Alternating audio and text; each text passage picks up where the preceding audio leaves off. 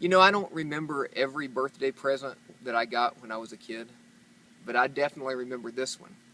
When I was 12 years old, my parents gave me a genuine Red Ryder BB gun. And to be honest, I was probably about as excited as that kid on the Christmas video. I mean, I never shot my eye out, but that's probably because this gun came complete with a whole bunch of safety instructions. When my dad put it in my hand, he started listing all of the things that I had to make sure I did to stay safe, and it was a really long list. For instance, when I loaded the gun, I had to make sure that the barrel was pointed away from my face and away from anybody else so that nobody could get injured. When I shot the gun, I had to keep the safety on until it was all the way cocked and up on my shoulder ready to shoot, and then I could turn the safety off and fire it. When I was going to put the gun away, I had to turn the safety off, pull the trigger to make sure that it wasn't still cocked, put the safety back on, and then carry it into the house with the barrel pointed down so that nobody could be injured by one of my mess-ups. And I abided by those rules almost always. There was one ugly incident when my brother's friends were over at the house and they were making fun of me, and I pulled out my BB gun and threatened to put some lead in their hides just like I'd seen on the westerns on television. But that didn't end well, because among some punishments that I would rather not remember came this one. I lost use of this gun for about a year until my parents decided I was mature enough to be safe with it.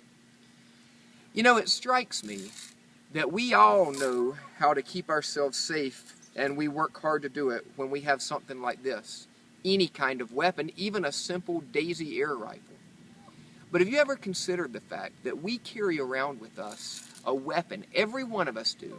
We carry a weapon every day that has dangerous potential, and yet not only do we treat it carelessly, we barely ever even think to keep it in check. The Bible says that that weapon we carry around is our tongue. That we have in our tongues the ability to create words, that's our ammunition, and those words have such destructive power that we can destroy and devastate people's lives. Still, not only do we not keep the safety on, we often walk around with our tongues locked and loaded and ready to go off at any minute. If you've ever been in those situations where you say words that you wish immediately you could take back, you know that the collateral damage is real and that it's pretty hard to undo what's been done.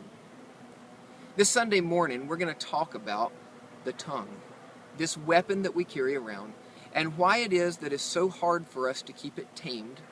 And then we're going to talk about why God cares so much about our words.